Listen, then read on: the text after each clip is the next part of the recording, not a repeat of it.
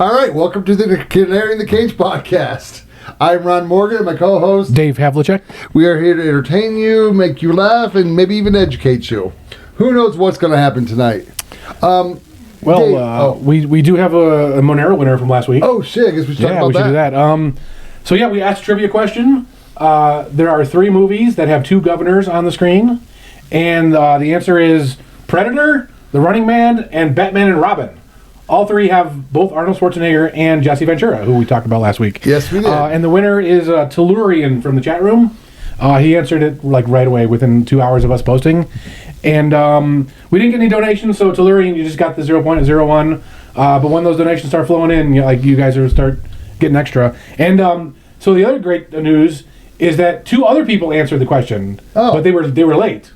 So we're getting competition now. So that means we have at least 3 listeners. We have at least 3 listeners. All right, welcome guys. Thanks for listening. Do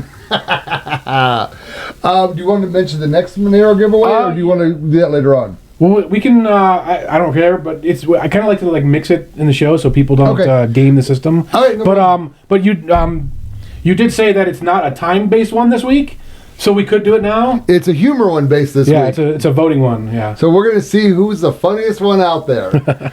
Pretty sure you can be funnier than me. We'll see. So what I want to do is, Barack Obama did an X post, and then Cat Turd responded to it. I kind of want to just build on that. So it was the great books over the last few months that Obama has read. He wanted to share with the American people, and basically it just is like headshot. Headshot. It was the God of the Woods. It was just he made some shit that was kind of making fun of Trump.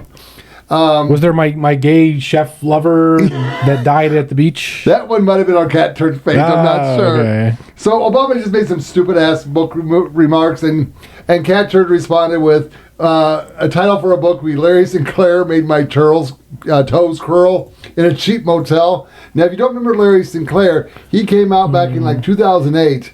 Saying that he was a gay lover of Obama, and nobody believed him. But then, flash cut to 12 years later, maybe 15 years later, Obama's chef ends up dead in the water and naked, and the next day Obama's got a black eye. I don't know what happened. Don't care. So do we want to do the funniest title, or? Yeah. So I just want to give some of the Cat Turd stuff. It's I love bobbing brown people. There's literally no pictures of my wife pregnant. Don't know. How I bought a $23 million mansion right next to the ocean and claimed climate change is real. Yeah. That kind of stuff. Yeah. So get creative. Come on this post, or you can just post it on our X account. We'll know what you're doing. Well, I'd rather they go in the chat room.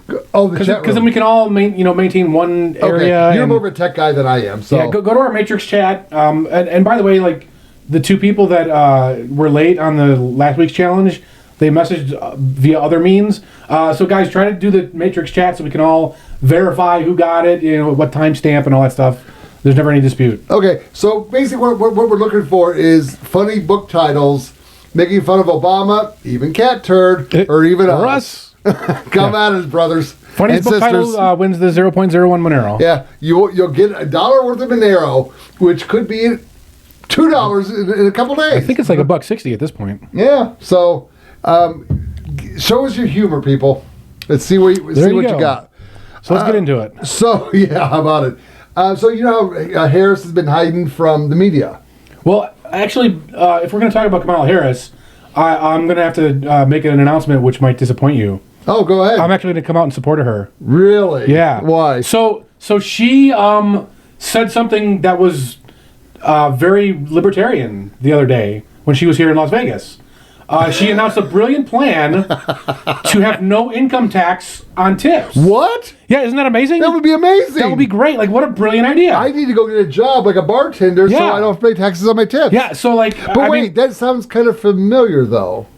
I first heard it from Kamala Harris. Oh, did you? Yeah. Huh. Because, wait. Was it Obama back in 2008? Did he say it back in 2008? Did Obama say that? It might be Bernie Sanders, maybe. Oh, yeah, Bernie Sanders. Maybe he said it. Yeah. Oh, no, wait. It was Trump a month before. Oh, it was Trump. Actually, Ron Paul came up with that idea like 2 decades ago. Well, yeah, but nobody listens to him, unfortunately. They do eventually. Well, if they would listen to him years ago, we'd be a better country right now.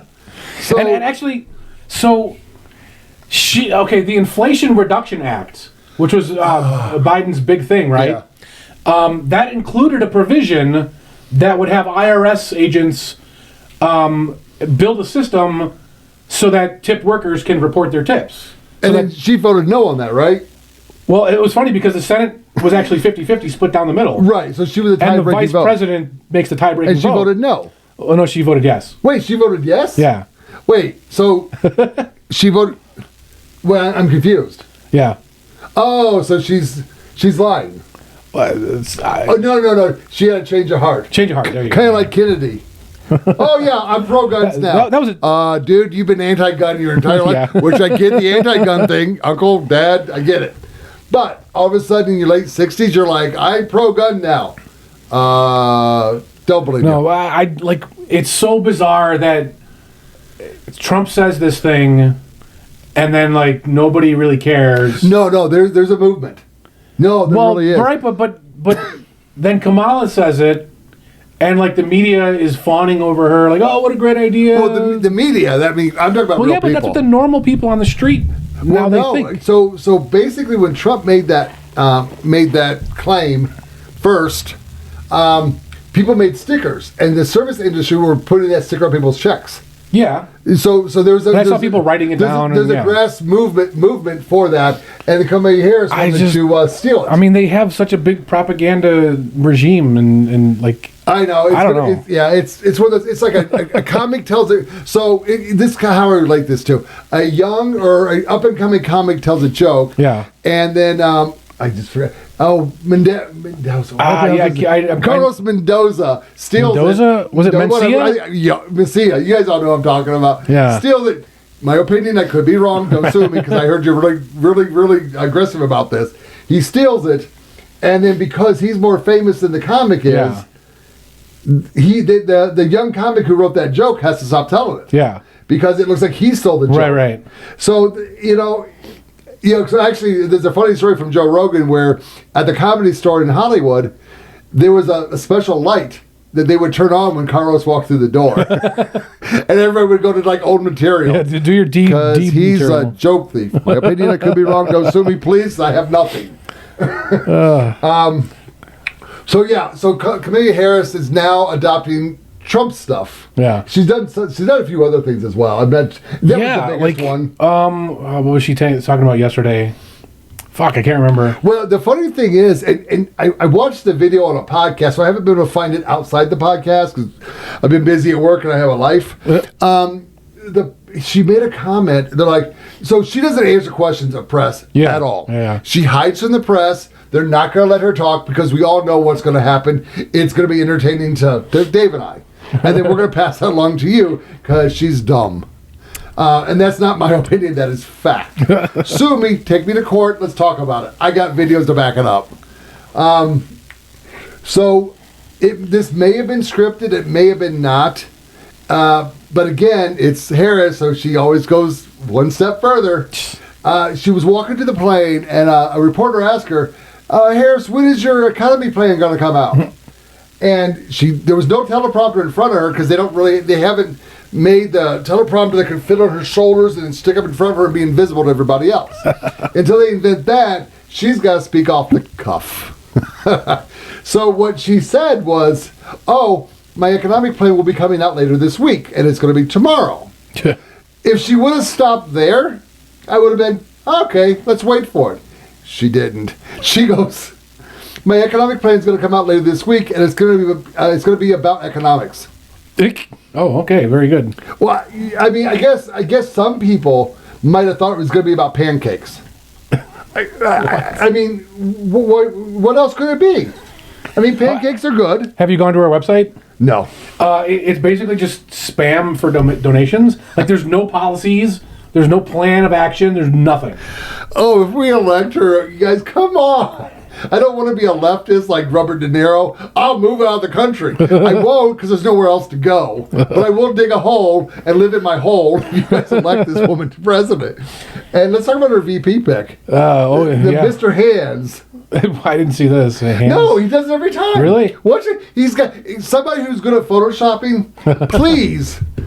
Photoshop either Mickey Mouse or Goofy hands on this fucking dude when he's doing this. Because I talk with my hands. You all see it, and we get it. You can watch the last 4 months of my podcast, and I talk with my fucking hands. But I do this. I don't do this. This is fucking weird. Yeah. So the funniest thing was, he brought his wife on stage. Did you see this? No. So his wife comes on stage, and he's talking. He turns around. He goes to shake her hand. Yeah. The look on her face was like, what the fuck are you doing, you dumbass? So, I mean, there's a lot of people out there, not just me. So, fuck, this is not my thing, and don't sue me for saying this. They're saying she might be his beard. I don't know. But, dude, if you're gay, say it loud, say it proud. We love gay people. He was the teacher leader of the Gay Straight Alliance in high school. No way. Yeah, when he was a teacher, I think a teacher in the 90s.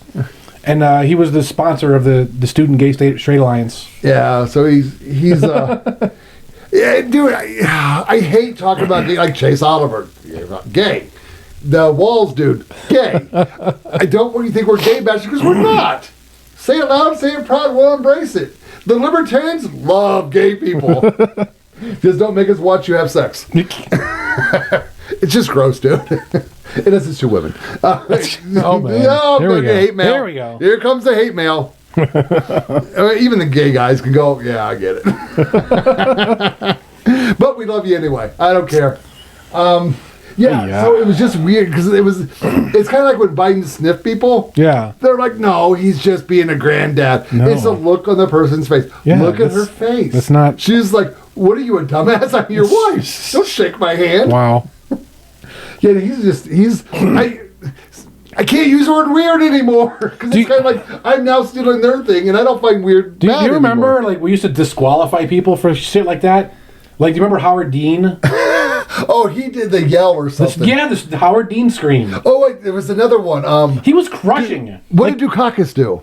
I was too young for that. He was like in a tank with a helmet on. His head. He did a commercial in a tank with a helmet, and all you see is this out of the tank.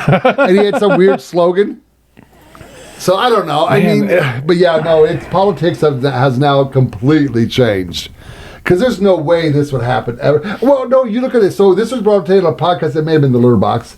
When is the last time the Democrat Party has actually elected someone officially to run for president? Obama. Okay. Let's say Obama, because I agree with that. Well, didn't Biden, I guess, I mean... Well, no, because Biden... Okay, so in 2016, Hillary Clinton was running against Bernie Sanders. Yeah, well, yeah. Bernie Sanders was going to win. Yeah. And then all of a sudden... sudden, the envelope went sliding across the table. And he goes, a house, a supercar, and a check? Oh, yeah, I don't want to run for office anymore. Because I can now have a supercar. And then in 2020, the primaries were going along just fine. And then we went to South Carolina, and everyone dropped out but Biden. Yeah, it's probably Obama. I think Obama, because he was like a young guy from Chicago, and he had like the hope and change thing, and he was a black guy. Yeah. So like he had genuine charisma. So I will say Obama was officially elected as a primary candidate. I will say that. Even though I don't agree with it, I mean, I don't know if it's not. I'm from Chicago. I don't like the guy. Who else was in that race? I don't even remember. It was Hillary, right? Yeah, yeah. Because somebody made a joke that so Obama was kind of killing it in the South. Yeah, and they're like, well, apparently the South likes black men more than they like women. So yeah. Oh, dear God, there's so much craziness going on. Let's talk about the DNC next week. What's going to happen at the DNC? Yeah, I don't know. I think it's going to be mostly drama-free. It's just going to be, rubber stamp Kamala Harris. And, I mean, like, you're talking about Biden making a move. But, the guy's like 88 years old. But it's not him, it's his handlers. No, I get it, but, like, he has to be the one to do it. Well, I mean, he's going to trip on the stairs. So he did have a press conference. It was either the last couple of days, and he's like, "Guys, I'm fixing the economy. I've made moves. Write about that." Okay. Well, write about it when you actually do it. Yeah.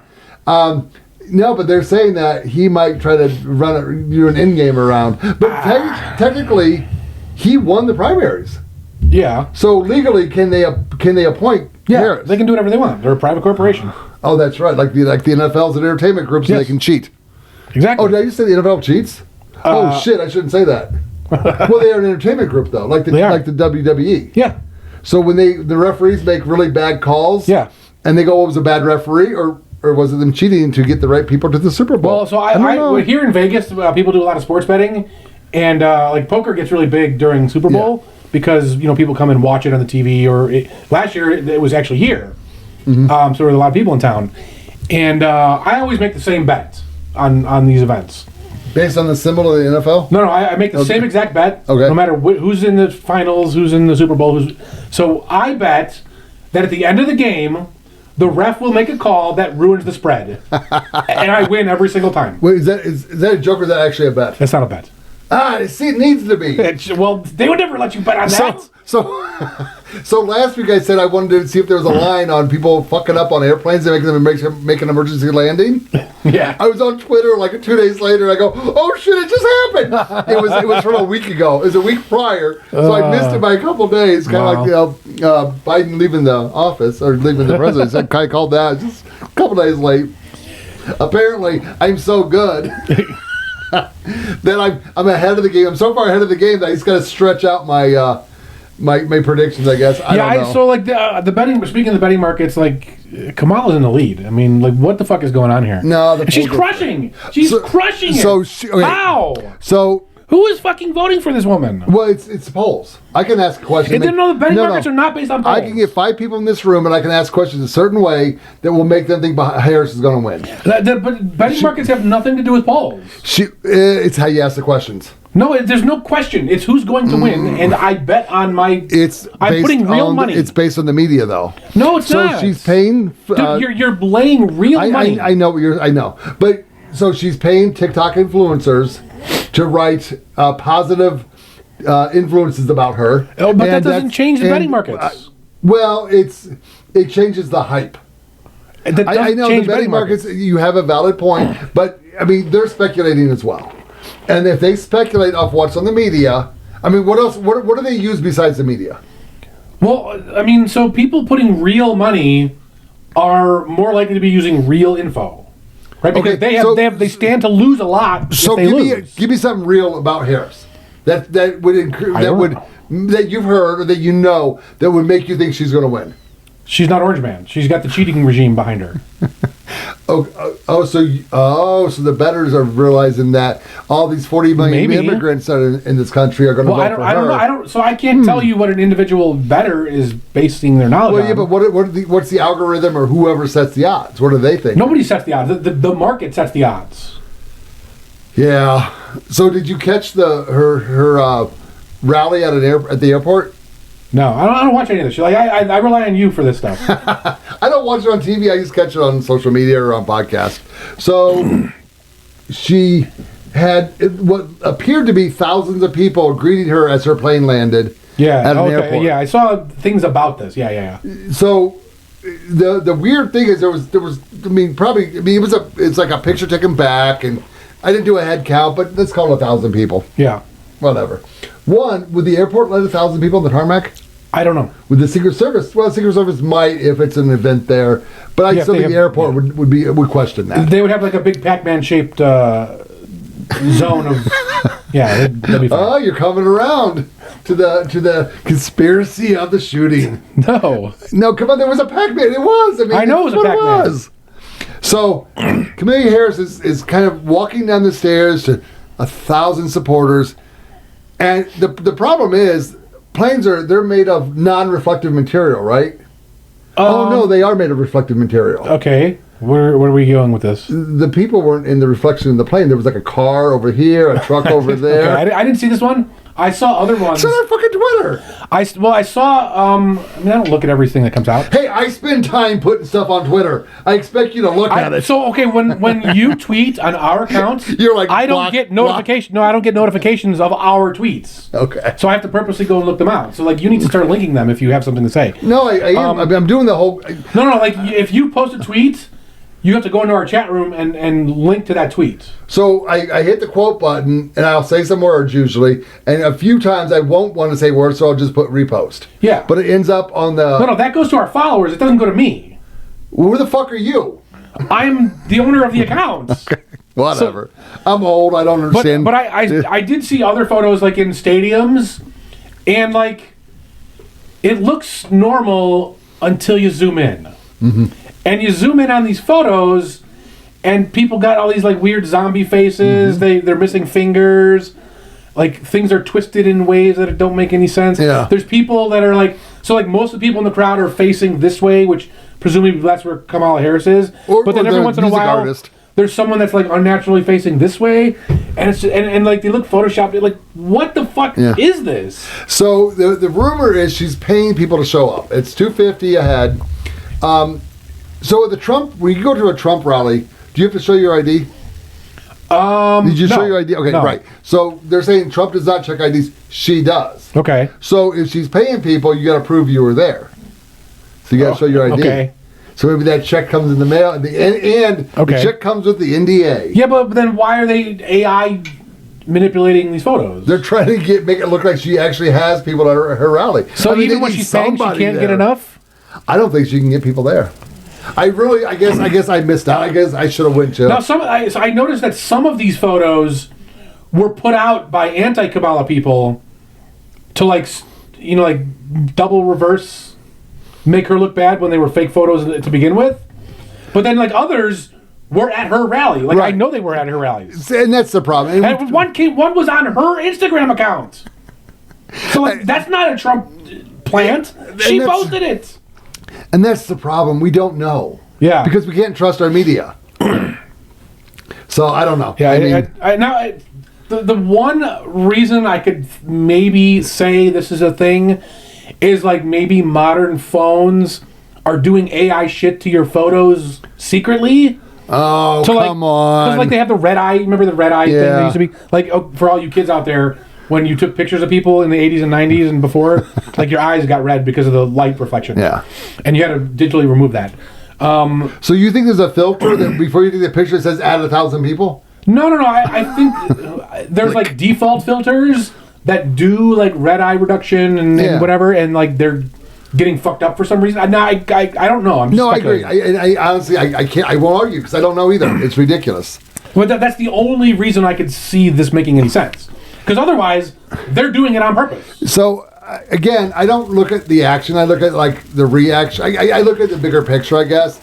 And when Biden was still running for president before the coup happened, and it was a coup, because Biden actually admitted that. He's like, I didn't want to resign. But then again, that could have been Biden or somebody else, or it could have just been him forgetting he resigned. Right. I don't know. Yeah. But his rallies were like 5 people. Or maybe 10. And now, and he was getting criticized for that from the media. So maybe they wanted to bring her in so she got a bigger crowd. Well, the problem is no one likes Harris in reality. I mean, look at the voting record from 2020. She had the lowest support. And she actually dropped out. No one drops out before Iowa except her. So she did that bad in the debates. So, the debates. Because you know she was saying that Trump refused to debate her, right? Yeah, I mean, like. But do you know where that came from? No, yeah. Well, so Trump had a debate scheduled with Biden, right? And then Biden dropped out, right? And then Kamala just assumed that the same debate would now take place with her. Well, no, Trump did say something that it kind of gives her the right to say that. Okay. And he just said, I'm not going to debate her until she's the official candidate. Right. Because they've already debated one guy who said he was official candidate, and that didn't work out. So he wanted to make sure she's the official candidate. Right. And then she's like, well, he won't debate. He's scared to debate me. And I'm like, really? Yeah, what are you talking about? You're dumb as shit. Fuck. It's I mean, So I don't. Who knows? I mean, that's the problem with our media. Like for example, one of my stories today was that I can't find. Germany arrested someone who blew up the pipeline. oh yeah, the Ukrainian who was Wait, I'm sorry. Where's he from? Ukraine. Wait, he was Ukrainian? He was allegedly, a general in the military who acted on his own. Oh, He got drunk and acted on his own. That's what happened. Oh, I can see that. That's Yeah, as you do. But But even our media is not talking about that. no, not really. Well, I mean, that's a big story, right? Seems like it should be.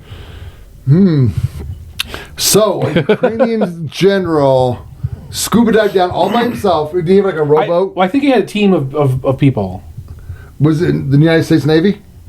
I don't think they said who the people were. I'm really curious how he knew where it was, got out there, and was able to dive that deep to get to it. But what do we care? Our media lies to us, and we accept it. There you go. Here's the other weird thing, and this is why I would never be a Republican. JD Vance. No, I love the guy. No. What do you mean? He fucks couches. It's a roll-off. Oh yeah, I've bidden on one of those couches on eBay.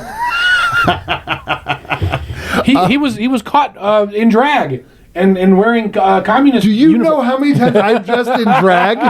I love this stuff. Like they're posting these photos. So like anybody gives a fuck. You go back to like 20 years ago. It had to be. I think it started in the 90s. We carried it out for like 10 years. We would do a clown party. Yeah. And it was a clown crawl. And we would get a bus and we would go around the city of Chicago because there was a week. I don't follow football that much. At least before they kept adding teams, there was a week between the playoffs and the Super Bowl that was like a dead week. Okay. Nothing happened. Yeah. So that's the weekend we chose to dress as clowns and go bar hopping around the city, and it was a lot of fun. And I just can't go dressed as a clown and go, I gotta be, look at me. So I would be a clown in drag. I would wear a wedding dress. Oh my God. I went to Lane Bryant because I'm a big guy. I'm not saying big girls go to Lane Bryant, but I'm just saying I'm a big guy, so I went to Lane Bryant. I'm just saying. And bought a velvet dress. And I would dress in drag because I was kind of based it on, I think the whole theme, because we would watch Shakes the Clown, and that's kind of where it came up. And every time there's a clown, there has to be a clown in drag. And I had to be that guy because nobody else wanted to do it. So I dressed in drag. I don't give a shit about that. I mean, like those are from college, right? When he was doing fraternity stuff, and I know they do stupid shit. Putting a dress on. And the other one, like the communist one, like that was a Halloween party. Right. What's fucking scarier than a communist? That's a perfect costume. See, yeah, but so who do you think's doing the attack ads against JD Vance? Don't they have to label that? Well, no, they're doing these fake stories that Trump wants to. Trump is secretly looking to replace JD, which we know is not true because the guy's killing it. He's hitting the Sunday morning shows. He's doing speeches. He's talking to the press. When Harrison Walz or whatever the fuck that guy's name is not. So and he's a happy dude, and he's not like, I'm happy because I'm gay and I have a wife that doesn't know or does know. I don't know. He's just a happy dude. He's just a fun guy, so who would benefit the most from trashing JD Vance? Well, a lot of people would, wouldn't they? Do you know who Kellyanne Conway is? I've heard the name. I don't really know who it is. I was trying to look her up today. I've heard the name. She may be married to a Democrat. I'm not sure. Huh. Who's married to that bald-headed Cajun dude? Is it her? I have no idea. Okay, I'm not saying she whatever. She's a Republican, and she is kind of heading the lead to get JD Vance out because he's not pro sending Ukraine money. And apparently, according to the sources, there's a lot of money to be made if you're a politician by sending money to Ukraine. Sounds about right. Weird how that is, because it's a washing machine. Yeah, so there's a lot of Republicans that want JD Vance out, and Trump's like, he's not. I mean, the dude's killing it. He really is, and I truly hope he becomes a president sometime. Just me. You don't like him? No. Whatever. Still not sold. Take Walz. Have tampons in your son's locker rooms. I don't have any sons. I don't care. Well, I'm talking to the three people out there. I'm sure the three people, one of them either has a son or might have a son eventually. Who knows? So did you hear what Kamala Harris's Secret Service did at one of her rallies? No. You didn't hear that? Okay, so they were looking for somewhere to go to the bathroom. Oh, shit, yeah. And there was like a woman's salon nearby, and it was locked up because like she didn't want to have it open, and there would be no business because of the rally. So they actually officially closed her. Oh, they said she had to be closed. Her. Okay, so they forced her closed. Okay, so then she has a security camera out front, and she must be a Canary in the Cage listener because we went over that on an episode. And you see the Secret Service guy, no, it was a woman, walk up to the camera, which is like on a roof or pad, like a elevated camera. Yeah, and like they put tape over it, and then they break in. They use lockpicks. Yeah. And then they start like trampling around, using the bathroom, messing the place up, and then they just leave. And they leave it unlocked, so anyone can come in and rob whatever they want. Well, they're also eating candy. Yeah, they eat her candy. That's theft. Yes, it is. It's breaking, entering, and theft. What the fuck is this? Like, well, I mean, why not do that? I mean, she's a communist. Harris is. I mean, that's not my opinion. That's everyone's opinion. I mean, like, what is wrong with these people? They need to be arrested and charged. Of course. And I actually tweeted or whatever the hell it's called now, that the police department. Mm-hmm. And I'm sure they're like, oh God, Canary in the Cage said we should arrest the Secret Service. Let's go get them, boys. No, they never responded. Wah, wah. I mean, like, but, like, it's so fucking brazen. Charges need to be filed. Do you think the camera doesn't see you with your stupid fucking face? No. Putting the tape on the camera? So when I worked so basically I used to run, I still run buildings. I run buildings and usually residential buildings. I take care of the mechanics of the building. That's what I do. But I also control the camera system. We had a parking garage. And these people didn't want to pay. So they drove down the ramp.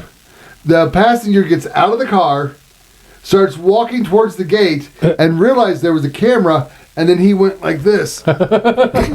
It's too late, dumbass. And you're already on the camera. Then he proceeded to lift the gate. And I'm like, oh dear God, he's retarded. We can't call the police on him. And I'm not like Dave. I don't use that word like willy-nilly. I mean, when you think when you're on camera and you think covering your face, 10 minutes later, you're already like, how do they think cameras work? I don't. If they would listen to the Canary in the Cage, they would know. Well, yeah, dumbasses. So, oh Jesus, yeah, no. So I from what I'm understanding, that it is Republicans going after JD Vance. So fuck you, Republicans, if you don't it. No, seriously. I mean, it's like I said, it's a uniparty. We're looking at the most contested election. I know we say this like a lot, but in reality, I mean, when Obama ran against Romney, I was like, right. I guess I would like the Libertarian to win. He's not going to, so maybe Obama would be fine. And that's kind of how I've been my entire life, up until like 2016. I'm like, I don't want Clinton to win. No. And then I don't want Biden to win. I don't want to. So it's getting to the point now where it's just like there is a stark difference. They're ramping up. That's how any kind of totalitarian system works, right? Like it just slowly creeps, and then boom, all at once. Well, I mean, I've said this before. There's two things in politics. If you say to me, you're going to trigger me. I'm a Southern Democrat because my granddaddy was a Southern Democrat, or I forgot the other one. Jesus Christ. Or you're undecided. I'm undecided on Trump, Kennedy, or Harris. What? I mean, do you live under a rock? Yeah, you have to. And you come out every so often to answer that question. Well, I'm undecided. How are you undecided? Right? Don't you do things like? Don't you go to the grocery store? I mean, talk to people. Okay, so two more things just popped in my head. You know how that goes. Can't focus for shit. Kennedy.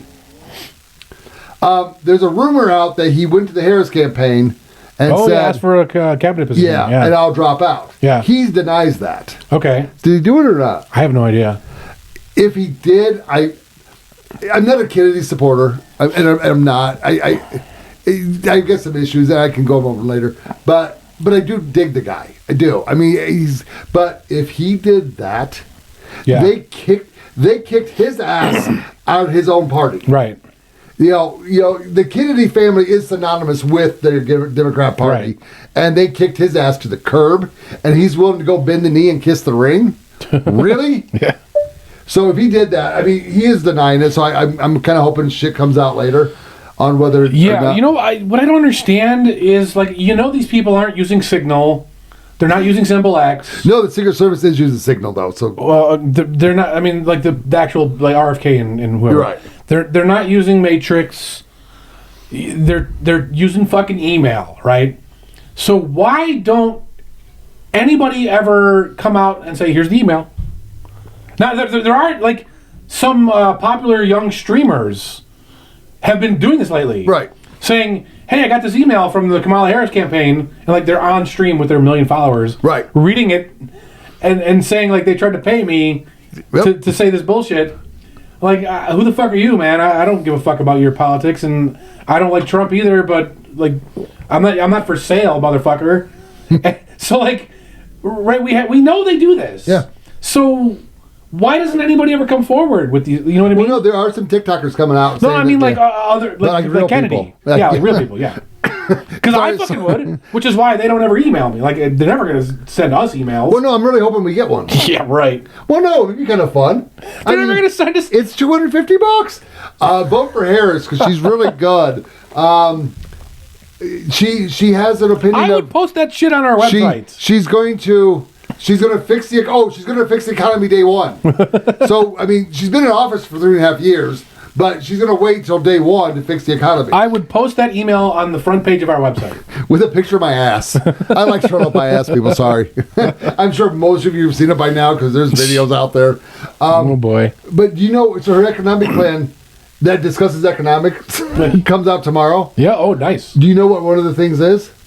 We're going to do the economy? She's going to stop overcharging in grocery stores. Oh, nice. Yeah, I mean, and I agree, it is happening. You don't, and that's cool. Well, there's no such thing as overcharging. Oh, there is. There's just charging. No, I own this mouse. This is my mouse, and if you want to buy it, I can set whatever price I want. You can take it or leave it. Do you need that mouse to live?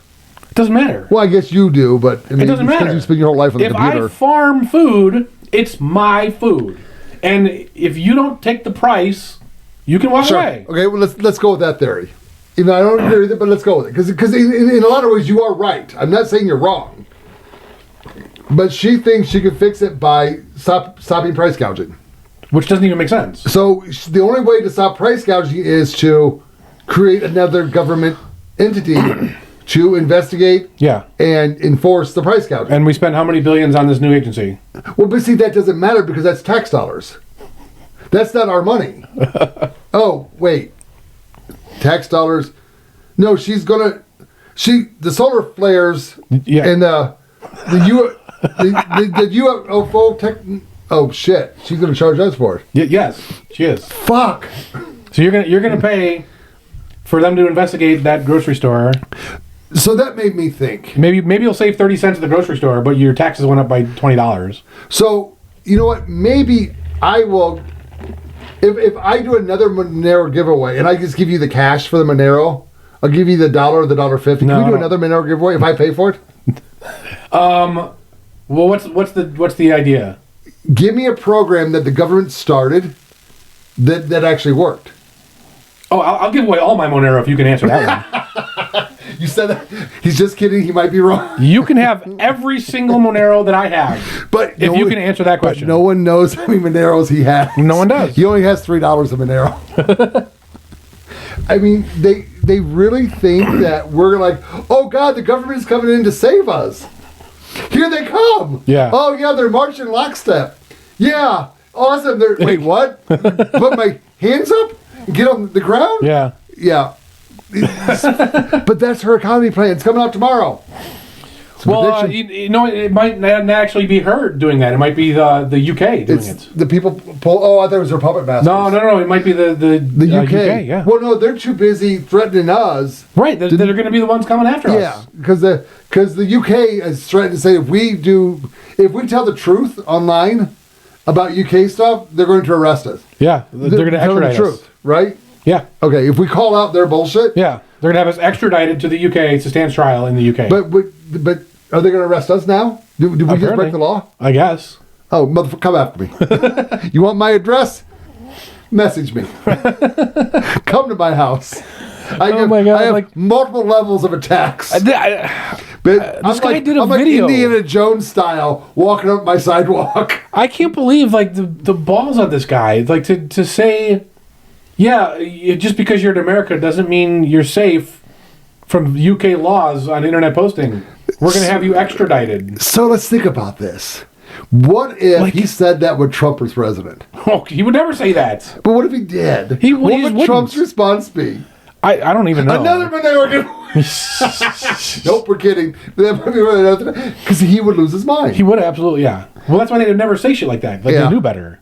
Like even Putin knew not to say crazy, stupid shit like that. Okay, I may or may not have mentioned this again because I can't focus and I don't remember shit that I say on this podcast. And then at the RNC, a guy was giving a speech, and Putin said something, and Trump didn't agree with him. Yeah. And he goes, "I'll take the roofs off the Kremlin if you do that." Now, I don't know if that was actually said or not. The guy said it in the speech, so I'm going to say it's true. I want to say it's true because I find it really funny. I love that threat. But also, did you hear Trump on X? No. So apparently he was telling a story of him and Putin talking. Okay. And Trump said something, and Putin goes, "This is Trump's version of the story." And I don't care if he exaggerates or lies or there are little stuff. I don't care. I mean, because all politicians do. If he does the little ones just for humor, I'm all in. So he's like, I was talking to Putin and I told Putin this, and Putin said no way, and I said way. Now, for all you millennials and Gen Zers, watch Wayne's World. You'll find that really funny. You'll be like, that's dumb what he just said, and you'll watch Wayne's World and you go, oh, I get it now. So, man. How about something non-political for a second? Oh, okay. That sounds fun. Matthew Perry.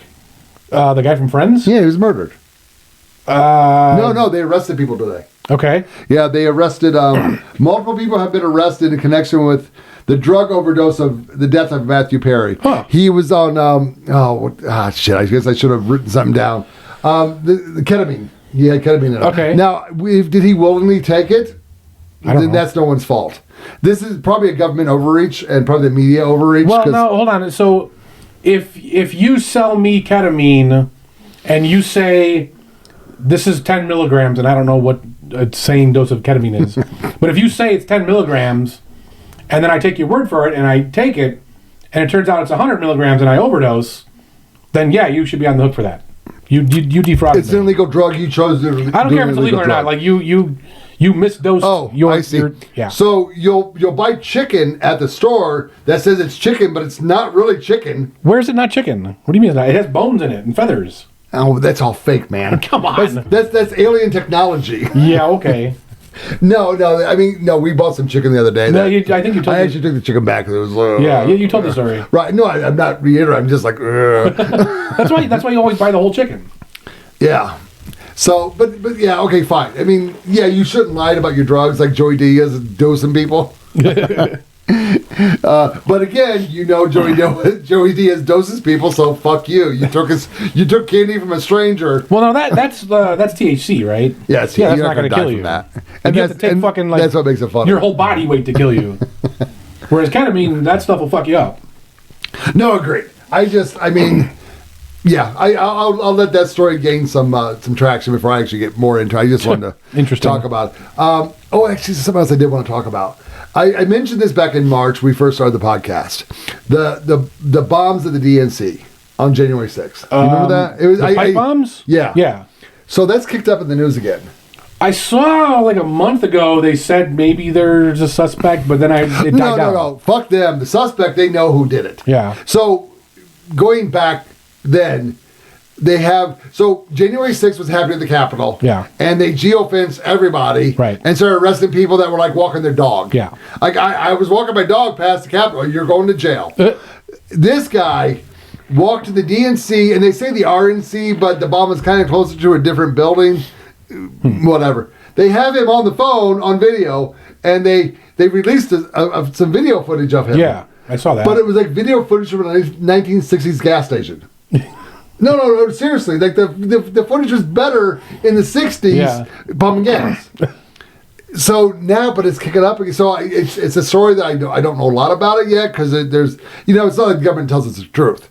But there's some stories coming out. There's a few. Dan Bongino's one of them. He's on this, and he's trying to track it down. It could be one of the biggest stories of the century. Huh. I don't know, because he keeps obsessing that Kamala Harris was in the DNC and no one knew it. Okay. She even had a press conference that said she was not in the. She said she was somewhere else, but she happened to be in the DNC. So you're saying she's the pipe bomber? No, actually, the working theory right now is, and it's a theory. I'm not saying it's true. Not a fucking. just leave me alone on this one. The working theory is she was the backup plan if January 6th riots didn't work, just to blow her up. Huh. I mean, I see what you mean. I don't want anybody to die, but if I saw Kamala Harris flying over my house, I'd be sad, but... Yeah. So in other words, like, they're shooting pepper balls and tear gas at the crowds, and the crowds don't take the bait. Yeah. So they go to plan B, which is blow up the DNC Well, it was building. more than that. It was Ray Epps. Yeah. Let's charge the Capitol. Let's charge the Capitol. Fed. Oh, so did you see about Nick Fuentes? I know the name, but I don't. He's like this guy that runs some goofy alt-right part of the internet. Yeah. And he's a fucking retard. And but he was there on January 6th too, doing the same thing, like egging people on. Like, yeah, we're gonna go into the gas so he's store. in jail. No, they never arrested him. But wait, never questioned him. He was at the Yeah. Okay, I'm confused. I mean, I don't know if you remember this or not. It was probably a year and a half ago. We were at actually the same bar we were at last Friday night with the Libertarian Party. Okay. But we were on the other side of that little other room. Yeah.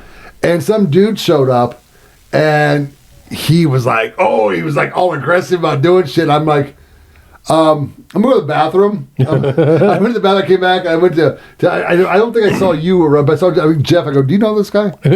And he's like, no, he shows up every once. So I go, that fucker's a Fed. I'm out of here. See you later. Jeff's like, no, you don't need to go. I go, nope, he's a Fed. I'm out of here. He was kind of trying to rebel rouse us. And he just could be a libertarian. He could be one of those like hardcore libertarians. Yeah. Or he could be a Fed. Yeah. I don't know. Who knows anymore? But I'm not getting involved. The Feds aren't very subtle. Like the thing is, he wasn't very subtle. Everybody seems to think like they're these super trained elite, like giant James Bond spy. James Bond wasn't subtle either. I've seen in the movies though.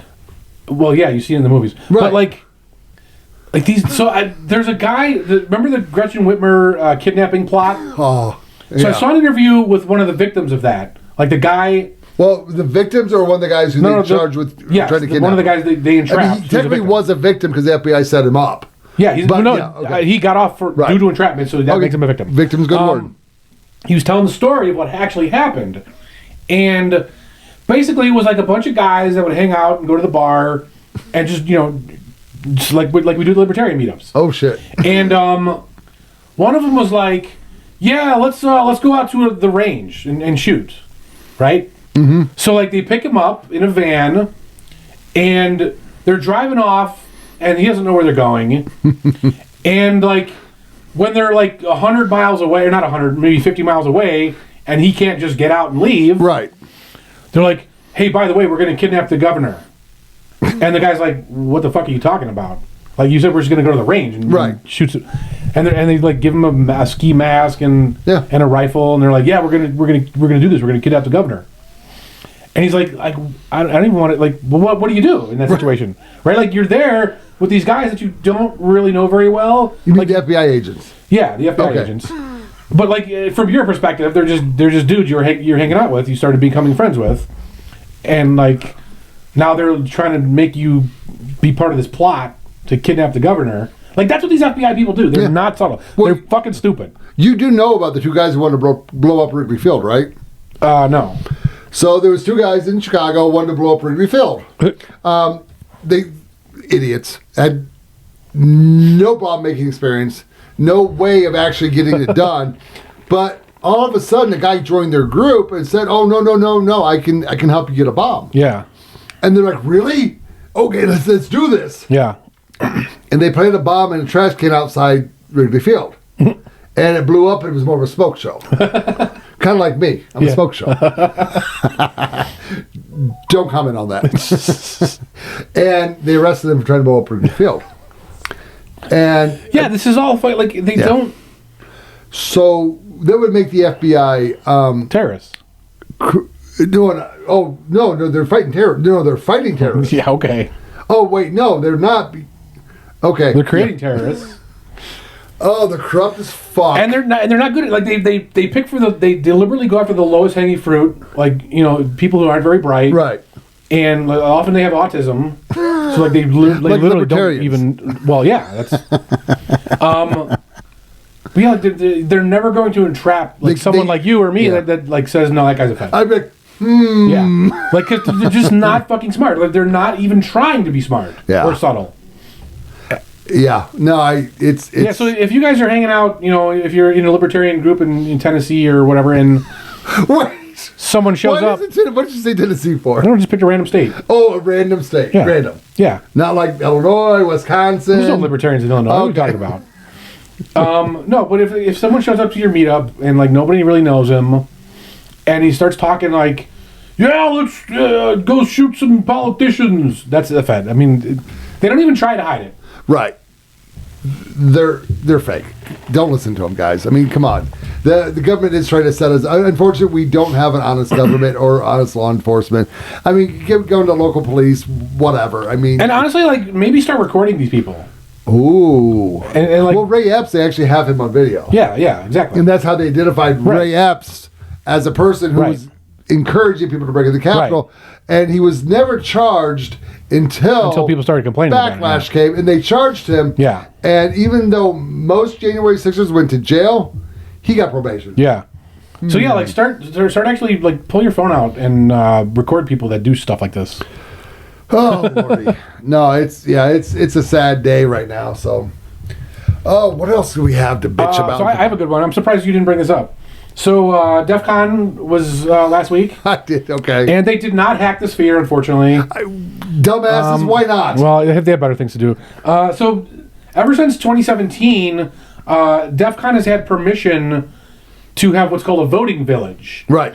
And what they do is they get actual voting machines, and they try and hack them. Now, they've been doing this every single year since 2017. And I read the report from 2017, and it was fucking bad. I mean, like, some of these machines, you could literally install an app on your phone and log in to the voting machine. You know, that's actually not true. Obama said these are the most safest machines ever, well, so that was, and they cannot be hacked. That was true in 2017. Now, they were hacked in. What's really fucking weird is I can't get any information whatsoever about this year's voting village.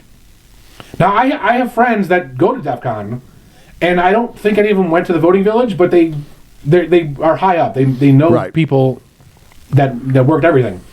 And, like, everyone's being super tight-lipped.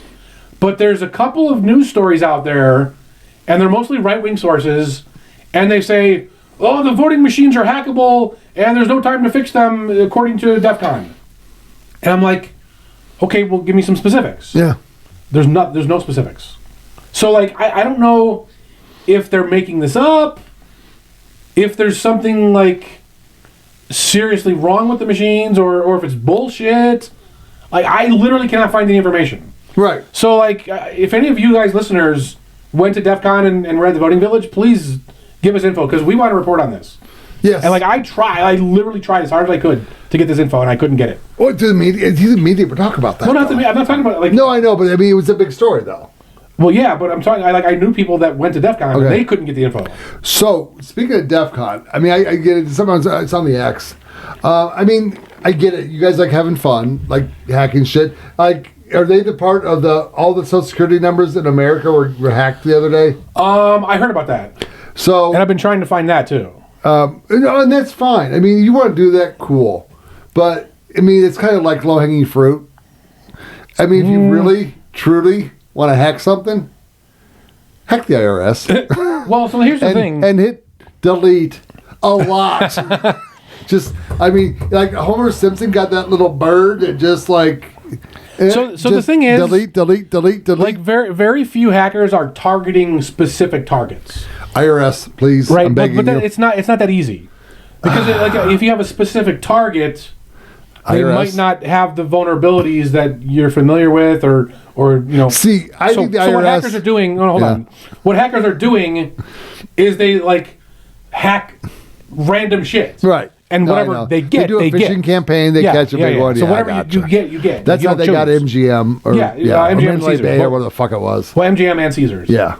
Yeah. I mean, maybe the IRS website's too tough for you guys. Well, I get it. Fuck the website. Who cares about the website? You have to get to the internal database. Well, yeah, sure. The internal data of the IRS is probably too tough for you guys. I get it. I'm sorry to say that, but I mean, I'm just saying that. I mean, if it is tough, I get it. But just delete. Please, I'm begging you.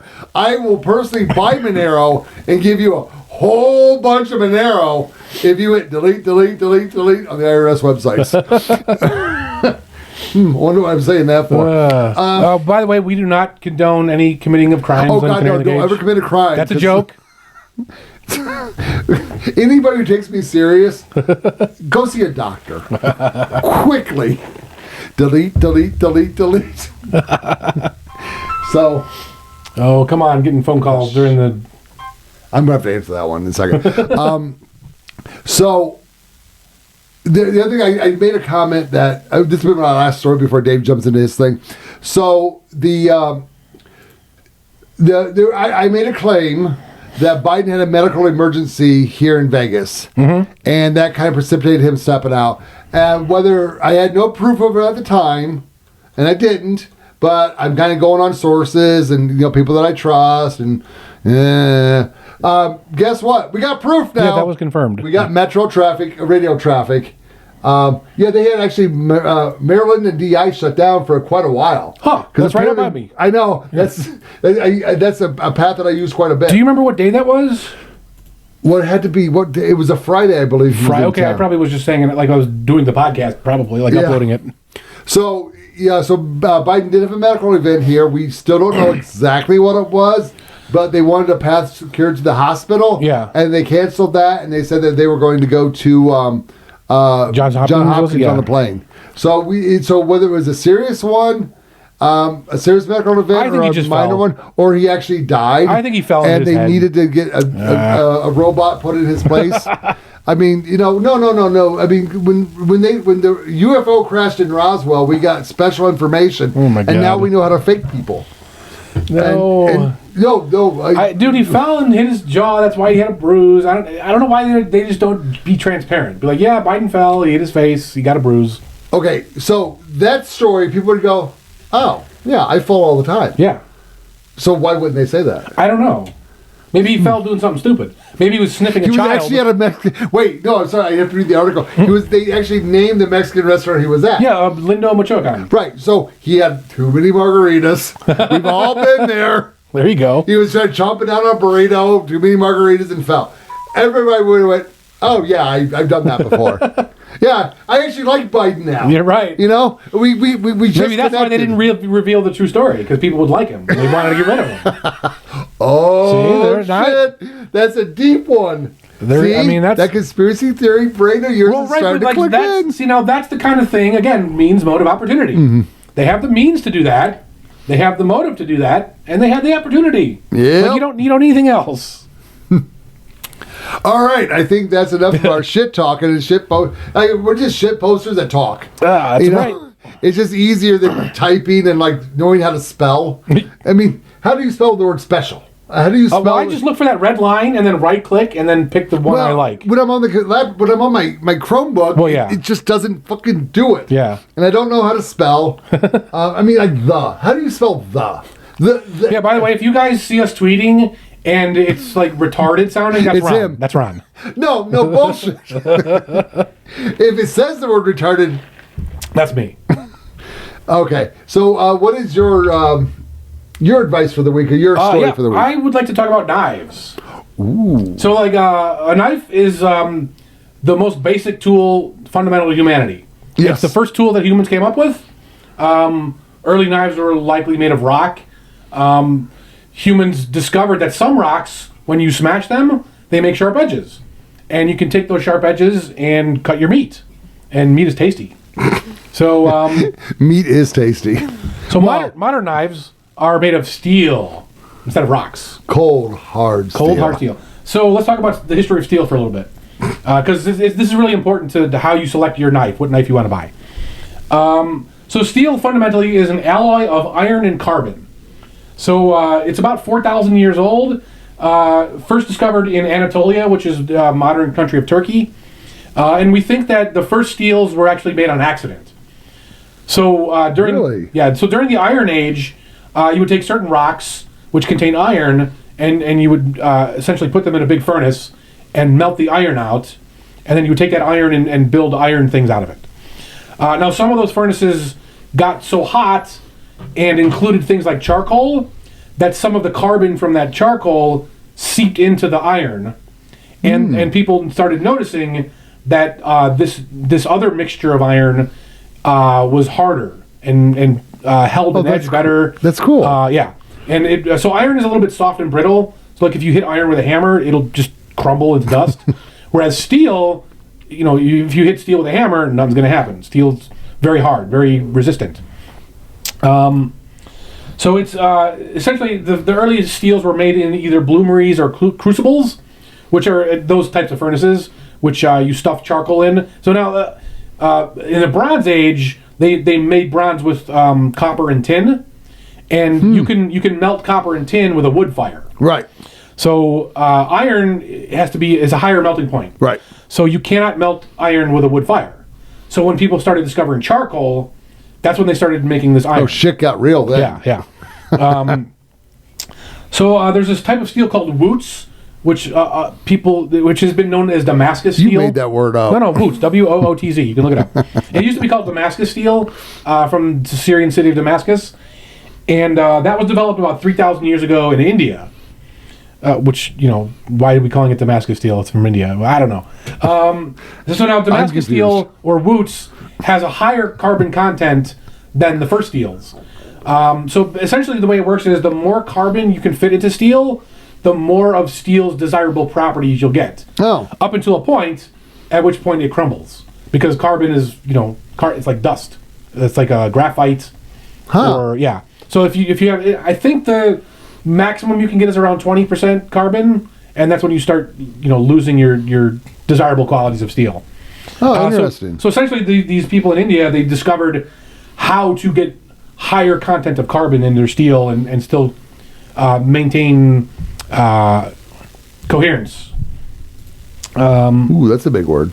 So yeah, and actually, so the interesting thing about this wood steel is that it has these beautiful patterns, like these, winding lines. Like some veins and stuff? Yeah, veins. Oh, nice. And so that's actually natural to this. And so what happens is, the way the carbon mixes is some of the iron has more carbon than other parts of the iron, and the pattern you're seeing is those differences.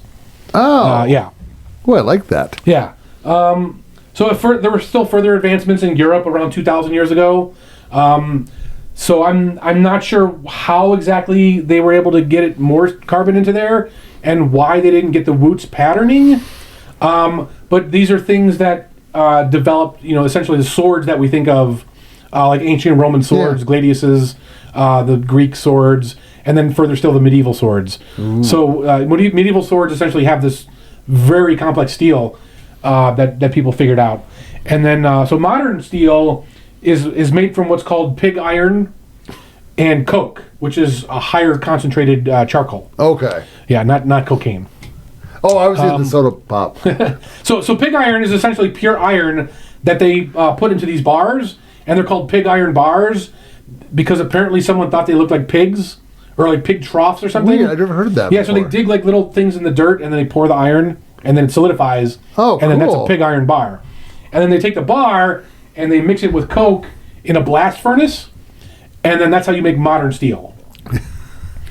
So yeah, there's actually, among modern steels, there's several different types of steels. There's industrial steel, which is your base level, minimum carbon. It's got to be very hard, very resistant to bending, and they make like I-beams. That's good for a knife resistant to bending. Yeah. Well, we'll get to that. So there's so like your higher carbon steels are they're ideal for swords, because a sword should actually not be rigid. You want a sword to bend. Okay. No, because you're hitting bone and armor and other stuff like that. And the flex makes it easier. Yes. Yeah. Okay. Yeah. So if you actually buy a properly forged steel sword, you can take it and like bend it almost 90 degrees and then let go, and it'll spring back into position. Oh. And so like this is the same steel they use for springs. Like the springs under your car, your shock springs. Funny how that works out. Yeah, so spring steel, ideal for swords.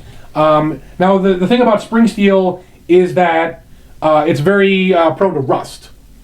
Like if you look under your car, you notice that stuff rusts. So if you have a sword, you want to, anytime you use it, you want to clean it with oil and dry it immediately, put it back in the scabbard, and you don't want to play with it a lot. Keep making up these words. It's scabbard. What are you talking about? So these steels under the USA rating system will start with the number 10. So like 1090, 1085, things like that. So if you're into swords, you want to make sure your steel has a 10 rating. Okay. So that's what you want to look for.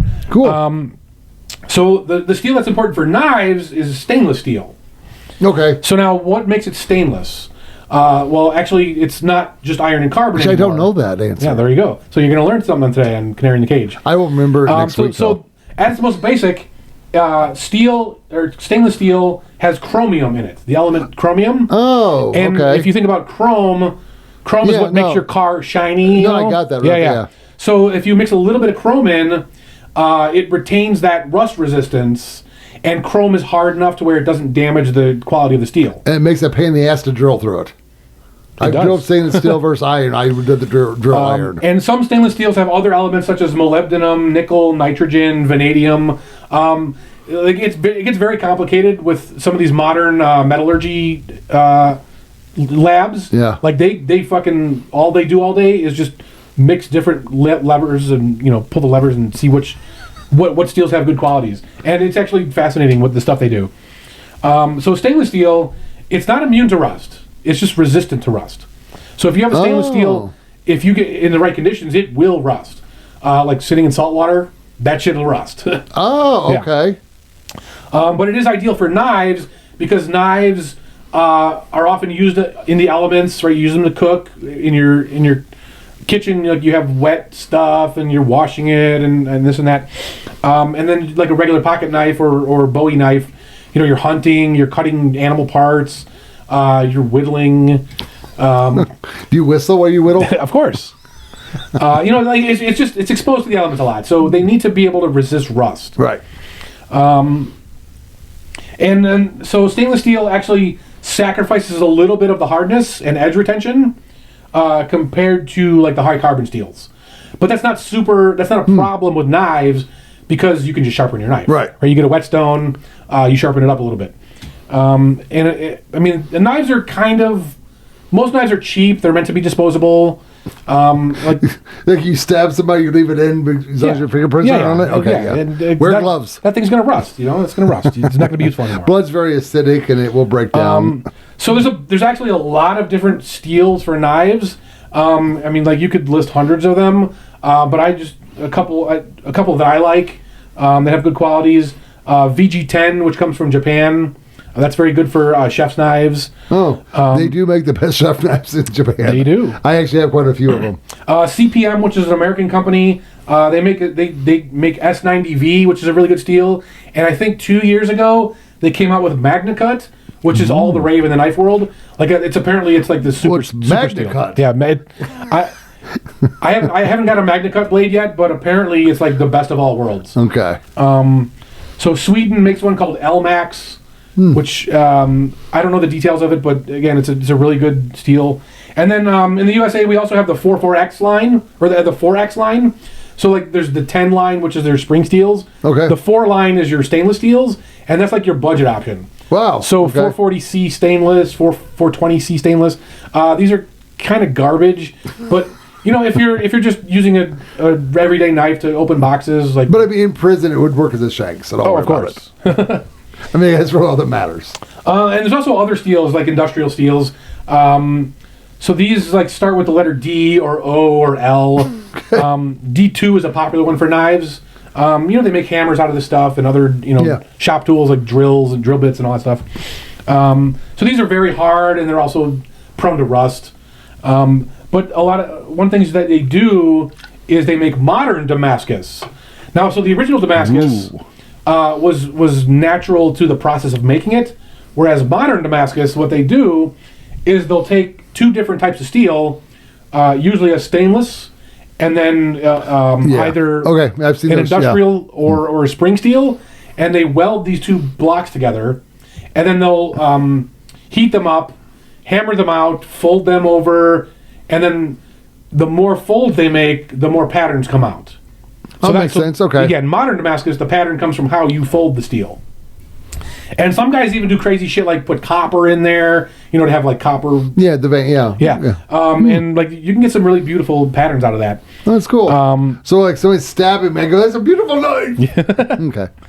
There's also exotic materials. So some chef knives use ceramic, which there's no metal at all. Which is really nice because it can't rust. Physically, it'll just never rust. And ceramic can be very sharp. Yeah, sure. It's much sharper. Yeah. But when it loses the sharpness, you can't get it back. You have to buy another one. And the other problem is they're very brittle. So if you drop that fucker, it's going to shatter. I actually I use my chef knives all the time, and they're all steel. So yeah. So So I mean, ceramic. The problem is they're kind of expensive at the point where like. You want to treat them as disposable, but they're too expensive. Okay. But some chefs do use them because of the sharpness, and they're high-end chefs and they're raking in the money anyway. They don't care. So another option you can do is have a steel knife with a ceramic edge. So people do stuff like that. That's okay. Yeah, it's pretty cool. Yeah. Another good one is titanium. So titanium also doesn't rust. It's harder than steel. It's lighter than steel. And like ceramic, it can be made very sharp, and it'll hold that edge for a very long time, much longer than ceramic or anything else. And again, once you lose that edge, you're not getting it back. You have to get another knife. And titaniums knives are actually popular for divers. So like ocean divers, okay, they go oyster pearling and stuff like that. So you have your titanium knife. Oyster pearling. Yeah. You cut your oyster out of the dirt, and you bring it up, and you don't got to worry about that thing rusting, right? You just put it back in, and boom, you're good to go. So let's talk about some brand names. Okay. So for chef knives, good brands are Wusthof, which is German, Shun, which is Japanese, and I have a Shun right here. Oh shit! I actually use a 14-inch knife. I bought a bunch of knives. Oh shit! So this is the Shun 14-inch premium chef knife. And rip that out there.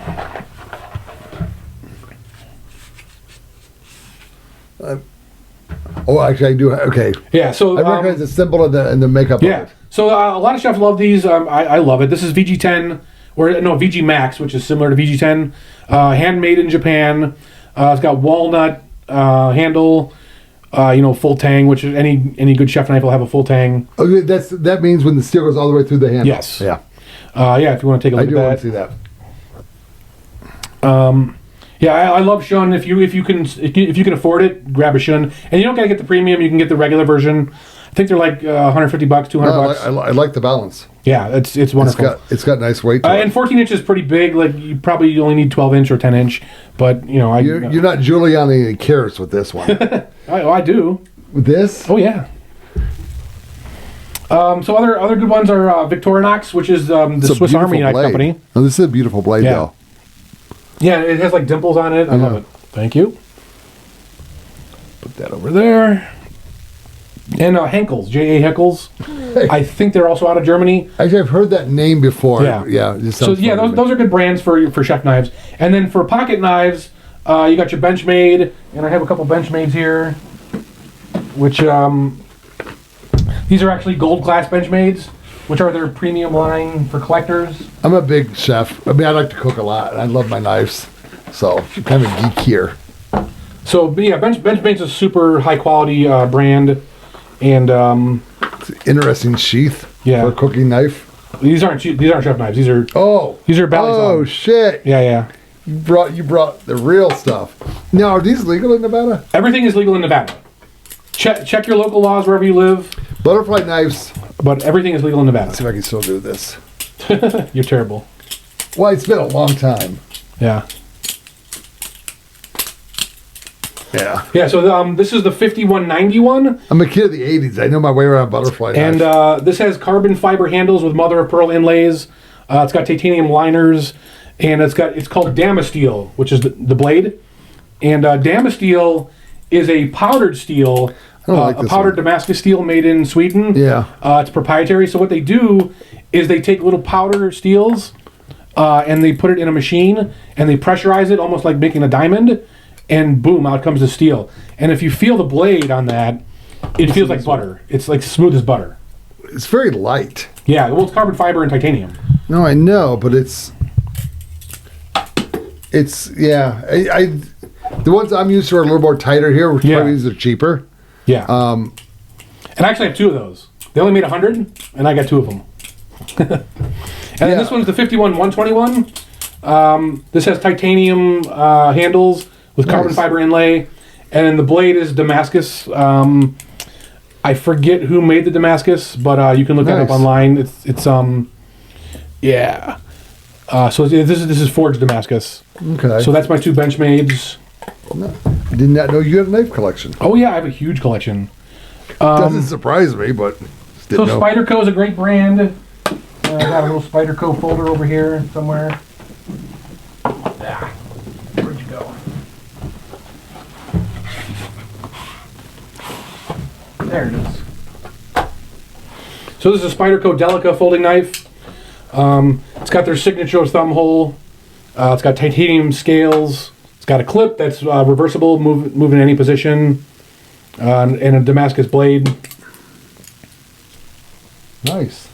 If you want to check that one out. Chris Reeve makes good knives. I don't have any of his, unfortunately.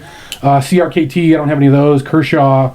Microtech is good. And I have, these actually are some of my favorites.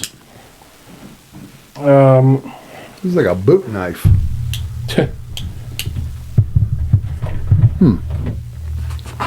The only problem with this is, I mean, it's a beautiful knife and it's very well made. I prefer to have the ones that you can kind of flip open. Yeah, well, we're going to get to those for sure. What the fuck you got in that bag? I got a whole I got half, like maybe half my collection, not even half my collection.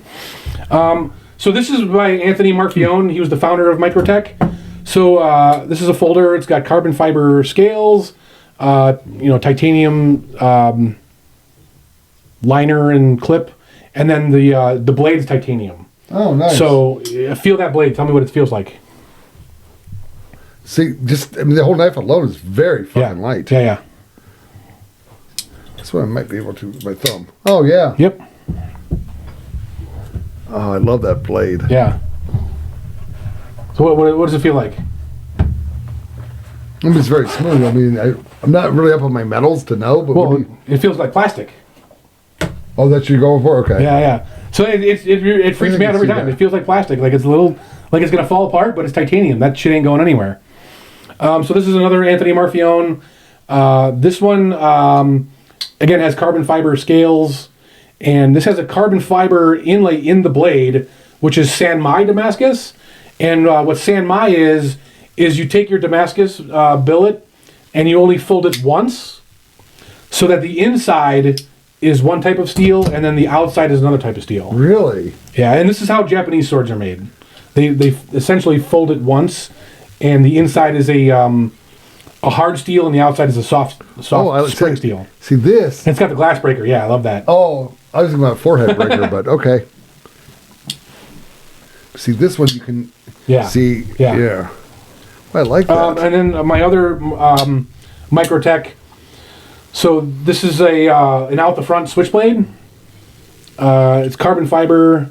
It's got DLC on the outside, and DLC is essentially diamond, like real diamond. and it's essentially impossible to scratch. Really? Yeah. So, and then you push the That's more of button. a stiletto, right? No, that's Whether the switchblade was the one that came out like this and the stilettos came out like this. Or am I wrong? no. Stilettos come out sideways, but the stiletto is more of a style of a switchblade. Oh, okay. Yeah, it's like the Italian style. This is called an OTF, out the front. And I never liked out the fronts before because like gunk gets in here, you know. But like, I saw this online. I'm like, I have to buy this. It's beautiful. Well, no, see, I prefer that way. I mean, again, I'm not using a knife in a fight, but if I had to use a knife, I would prefer it come out. And then it has a ball bearing glass breaker. Oh. And then I have another switchblade here, which is custom. So this one's by Corey Volatin, who, if you're into switchblades, you know that name. I'm really not. Yeah, but maybe some of our listeners are. So this has giraffe bone, and then blue Damascus all around, and then titanium liners. This is a sideways flipper. See, the problem with the sideways flipper is you got to hold it like this. Yeah. This, you're already ready to fight, you know. Or you can even do it like this, you know. Right. Yeah. Well, I don't think you can deploy it like that. In the stabbing. because of the, the button it'd be your comes out, pinky. But this is one of my favorites as well. I don't know how to put that away. You just pull the button down. It was. Oh, I don't. I tend to break shit, so I tend to go gingerly. Yeah. So this is a sideways opener. Yeah. Oh, that's nice too. Well, that's very pretty. Yeah, the Volatins, they really do artwork. I think there's 4 of them. It's like a whole family. Damn. And then the last piece I have here is a Bill Miller dagger. So it came with an alligator sheath. And then Damascus blade with a nickel bolster. And then a deer stag handle. Thank you, sir. Oh, damn. Yeah. So it's a nice little boot knife. You know, the problem, I mean, this is a lot of weight on the blade versus, the balance isn't good, but that doesn't necessarily mean it's bad. Well, I mean, what are you trying to do with it? Like, you're not getting into fights. What do I got to do with it? It's for, like, skinning deer and stuff. Oh, okay. And then last but not least, I want to give you guys some good places to buy your knives. Reputable online stores.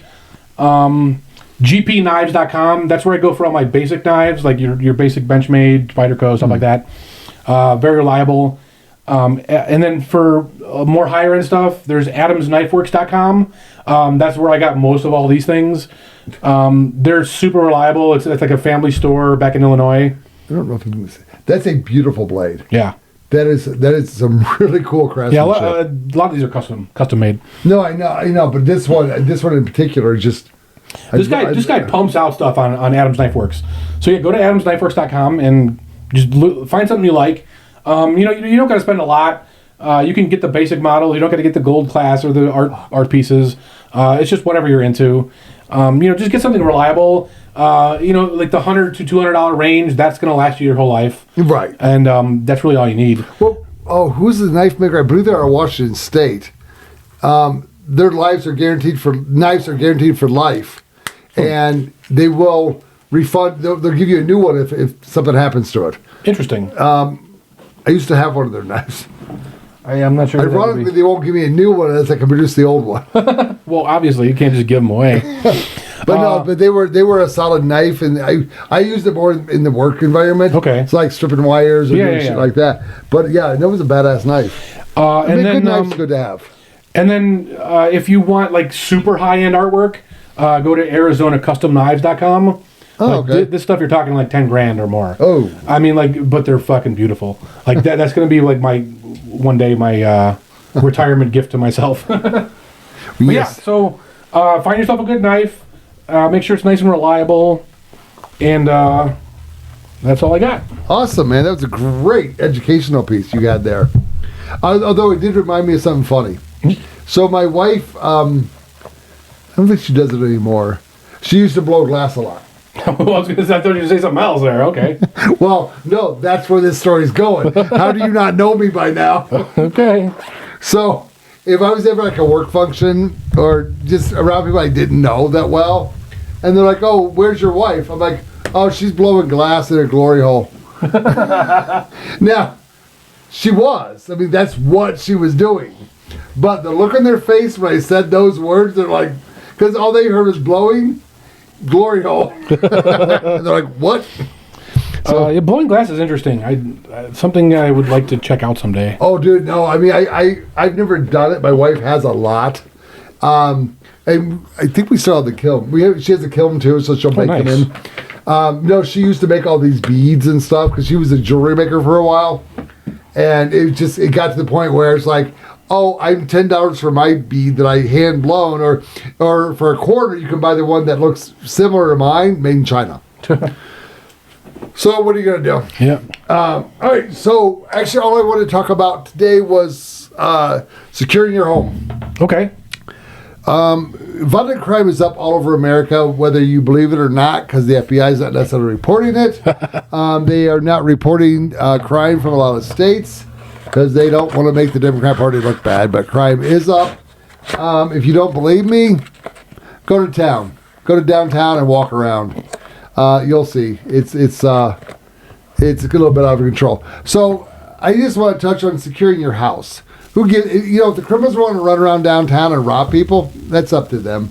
And, you could, maybe you've kind of touched on it before, but maybe we'll go a deeper dive on how to prevent from being mugged or robbed on the street. Yep. Not necessarily prevent it, but you can at least try to make your percentage less of a chance of doing it. Right. But, so let's just talk about your house right now. The weakest part of your house is if you have a sliding glass door, that is the weakest part of your house. Makes sense. And I'm going to tell you right now, if you don't have a second lock of your sliding glass door, I'm coming to dinner. I prefer steak, and I like my steak medium rare. So could you make it for me? No, it's the sliding glass door, just because of the way it's built and the functionality of it and how it needs to be maintenance and serviced. It makes it very easy to lift up and to manipulate. And if you ever looked at your lock of your sliding glass door, it's literally a hook here and a hook here. Yeah. And they go together, and you lift that sliding glass door up. Yeah. That door's opening. There's not a sliding glass door that I've ever come across that did not have a secondary locking device that I could not come through. I am not a criminal. I am not a cat burglar, although I might steal the cute cats. So I have a pretty unique sliding glass door security system. Baseball bat? I'm on the second floor. Well, no. You got to watch that because You're gonna climb your ass up my balcony? no. So there's a lot of people have learned are window washers, and we don't have that. Well, but they've learned how to scale a building, and they can scale down. Don't believe because you're on a higher floor that your sliding glass door is protected. It's less likely that it would happen, but it could. But so no, for a sliding glass door. Have a secondary locking device. What I've done is I actually just have a little bracket that I slide a piece of metal through the bracket into the door. You can do the locking device, the track or like midpoint up. You can put a little bracket in and it folds down. Find a secondary locking device. Just because I'm old, I don't want one on the ground because I don't want to bend down. My grandma used to do that. She had a big dowel. Yeah. That she would put in the track. And she didn't mind bending down? I guess not. I'm old. I have to decide. I don't think she ever opened it. She waited for us to come, and then we had to open it. I only have limited amount of times I can bend over and pick up stuff. So I've calculated I don't want to waste on a glass door. So that's why I have it's basically... it's a metal piece that slides from the bracket into the metal frame of the door. You are not opening my sliding glass door. It's just not going to happen. But put some form of locking device, a secondary locking device on there. And that door will not be opened without breaking the glass. Right. Every piece of advice I give you will be securing your house. But if somebody chooses to break your glass... Yeah, there's nothing you can do about that. But it'll alert you. Right. It has a natural alarm system. And if you have an 80-pound dog... that will meet you and greet you, like I do. Ironically, my 20-pound dog will probably be the one first biting you, and then you're gonna like push off that dog, and you're gonna piss off the 80-pound dog then, and then you're gonna find out what it's like to be bit by a Golden Retriever German Shepherd Chow. That's what he is, and he loves his family. So when it comes to front doors, some people have double doors, and some people have a single door. That is a weakness point as well, unless you have a deadbolt. Right, Dave? Yep.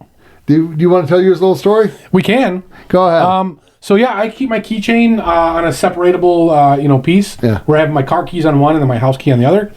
And one night before the Libertarian meetup, I forgot that I had separated my keys, and I grabbed the car key, and I ran out the door. And when I leave the door, what I do is I open the door, I lock the door, and then close it behind me. And then as soon as I close it behind me, I looked at my keys, and I said, "Oh fuck, how am I going to get home?" So I'm like, whatever, I'll just go to the meetup. Maybe someone can lockpick or do something. Or I'll call a locksmith on the way home if I have to. So I'm at the meetup, and I'm asking around, and Ron's like, "Yo, I can do that." He's like, "Just put a credit card in there." I'm like, "I don't think that's going to work because like they have the little latch thing, and the doors don't open that way anymore." He's like, "Whatever, we'll just do it." So we go over, and he takes a card of something or other, and he just jams it in there, and the door comes open. So it's that credit card's too rigid. I'm not going to give advice how to break into a door. Well, we're going to do that episode sooner or later. Yeah. So I basically went to his door, and actually what I used was one of my casino cards. Yeah. It's a flexible plastic, and I just started pre-bending it because I knew how to bend it to get it in there. And less than a minute? Yeah. Okay. So I popped his door open, and I was kind of hoping, because you know about Dave, he lives, like 3 blocks off the strip, a block off the strip? Yep. There's a lot of magicians along the strip and stuff, so I wanted to be able to pop his door and go, ta-da! But I was really hoping there'd be a girl in a bikini in the house, so I could be like, ta-da! And then have my beautiful assistant. But ironically, if I would have popped that door open and saw a girl in a bikini in there, I'd be like, blink 3 times if you're being held against your will. And I'm confident this girl would be like, is she having a seizure or is she blinking? Because it's not just like, you see Dave, it's not going to happen. No, but so your front door is very important to secure that door. Put a deadbolt on. Yeah. It's really not that hard. And for the record, I do have a deadbolt, but I can't close the deadbolt while the door is closed from the outside without a key. Right. That's why you need a deadbolt for. But but don't buy a cheap deadbolt. Buy a high class one if you truly want to protect your price. Because actually, I can get past the cheap deadbolts too. But I would have to do damage at that point. But it would take me less than a minute to do it as well. I do not break into houses for a living. I have a job where sometimes I need to get into a house. So a funny story. I was called to a multifamily building, and there was a huge leak. Yeah. And I'm downstairs in the downstairs unit, and I'm like, oh shit. I call my boss to go, listen, man, there's a lot of water pouring down from upstairs. They're not home. I can get through their door with no damage. And he goes, give me a second. He calls the property manager, goes, hey, the guy, it was a condo building, and he goes, my guy can get through the door. No problem. He won't do damage. And they go ahead. So I do a little thing. I pop that lock, open that door, and there's stairs going up because of the upper unit. At the top of the stairs is a German Shepherd. And sausages. Yeah. Well, luckily for me, dogs like me. I talk to him. I talk to him, and I kind of joke around with him a little bit. I make fun of poodles, and German Shepherds love that because they hate fucking poodles. Who doesn't? I know. And so I start heading up the stairs, talking to the dog, and he's just like, no barking, no growling. I'm giving him the ears, the jowls. He's my best friend now. Go in, shut the water off, good to go. Go back downstairs, tell the owners, clean this shit up. I'll be back tomorrow to assess the damage. Come back the next day, and the funny thing is, as I walked up, the owner of the upper unit didn't know who I was. And he's got a locksmith drilling on the door. And I go and check the damage, and I'm like, okay. And I go to him, I go, oh, by the way, I'm the guy who had to break into your door. I'm sorry, but I did have permission from your property manager. He goes, yeah, it's okay you broke in. I'm not necessarily happy that you got in, but I understand why you did, because you saved me my insurance a bunch of money by getting the water shut off.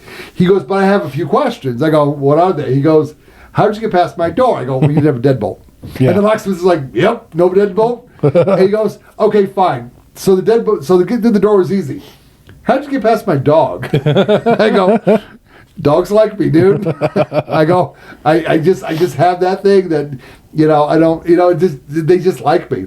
And he's like, well, that sucks, because I really thought my house was secure. I go, yeah, get a deadbolt. And but so you definitely want a deadbolt, whether it's a single swing door or a double swing door. You want something in there to lock that door in. Now, a lot of guys are saying that, well, if you put your strike plate in, so the deadbolt goes on the door, the strike plate goes on the door frame. Right. A lot of guys will sink a 3-inch screw through the strike plate. I'm not against it. I just don't know if I like it. Because if you're sinking a 3-inch screw through your strike plate, you're going through the door frame and you're going into the stud, and that is the intended purpose. The problem is the door frame is made out of one kind of wood and your stud's made out of a better kind of wood, and they will expand and contract differently. Right. I believe there would be an issue there, but I've never heard of there being an issue there.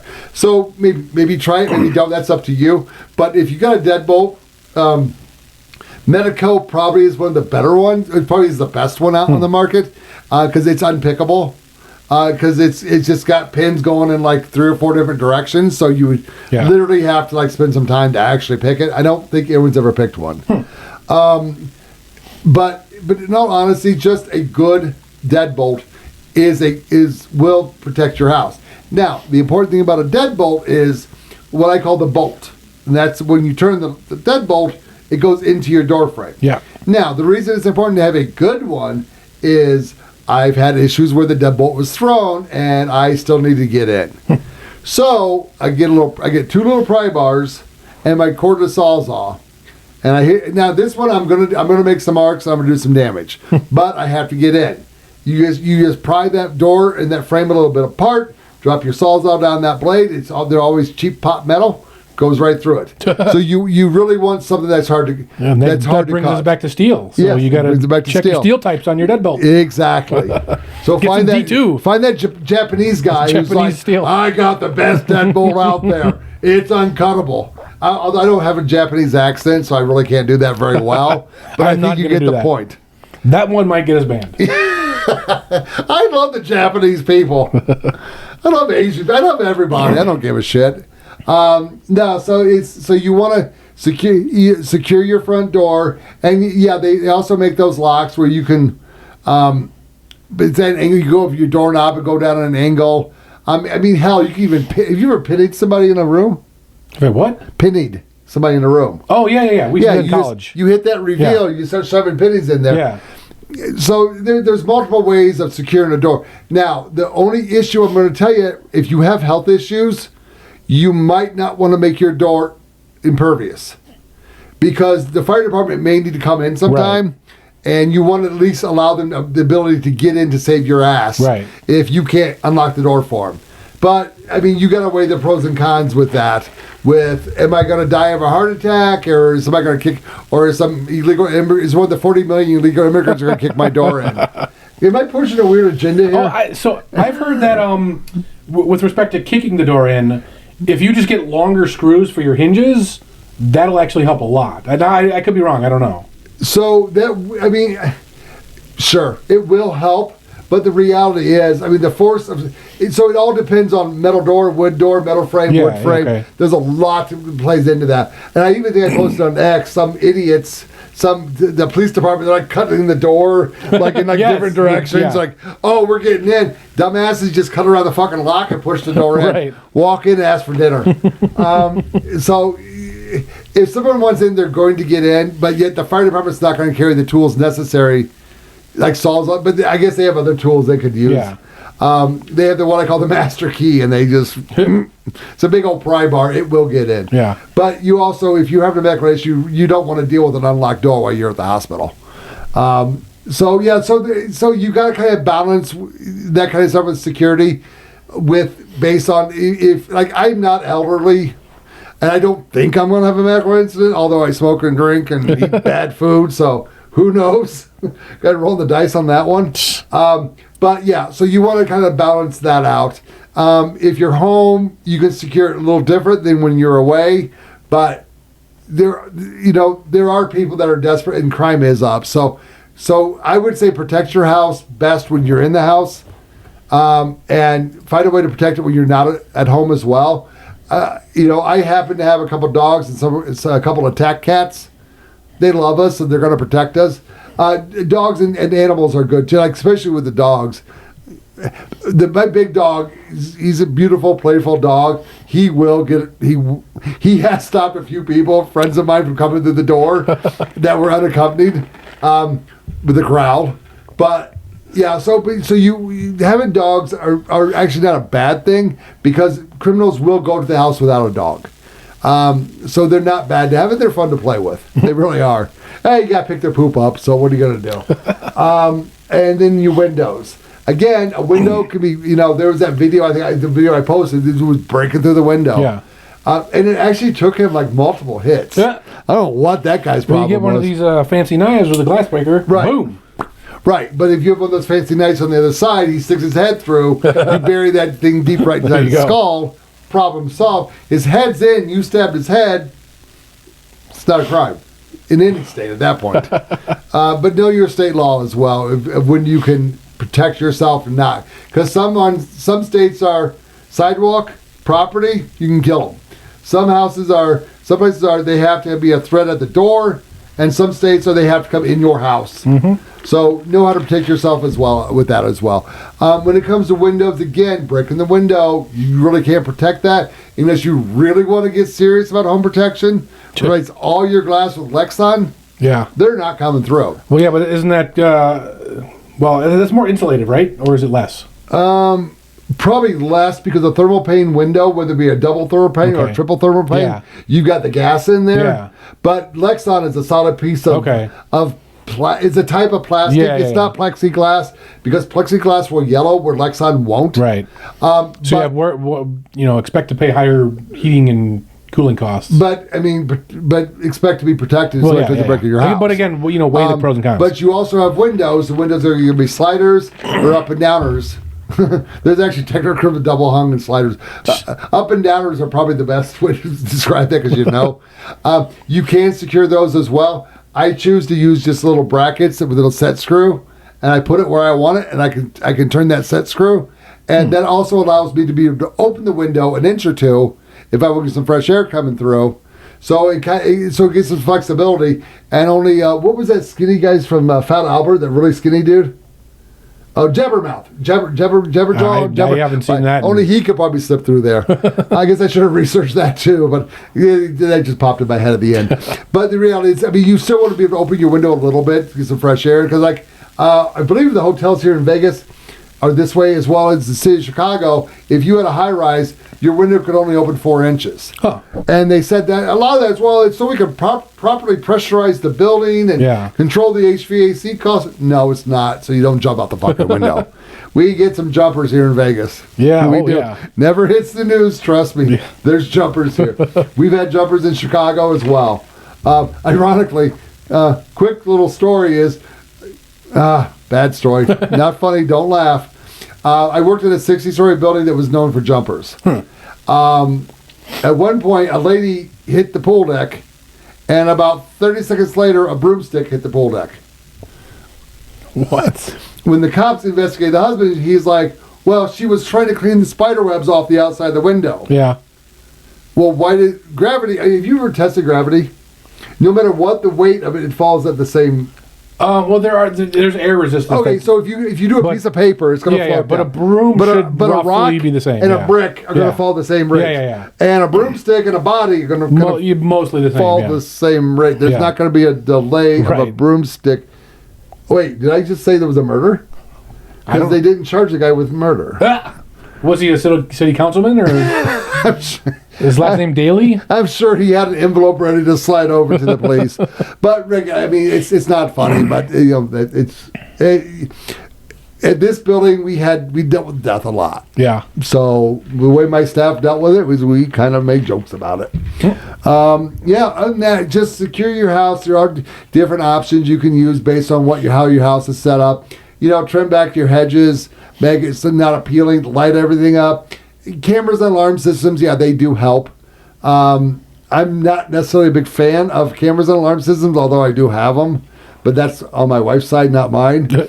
I like my dog and my steel. I have stuff made of steel that's not necessarily knives. Oh, okay. And there's a little bit of brass and iron in there, too. And lead? Oh, yeah, brass and lead. Magnesium? Yeah, so it's just, it's a really specially designed tool that I use quite a bit. So you have different options that you can use to protect your home, but you also want to protect it when you're not home as well. So lock up your house, seal it tight.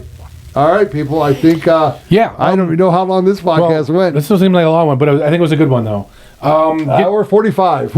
Get your donations in. Don't forget to RSVP for the barbecue, September 21st. And give me your book titles. I want to see them. Get those book titles in. All right, people. Thanks for listening. See you next week. Yep. Bye. Thank you for joining us at the Canary in the Cage podcast. Don't forget to like, subscribe, and share us to help build the community. You can find us at Odyssey, Rumble, YouTube, or your favorite podcast app, and even on the dark web at I2P. Thanks for listening, and see you next time.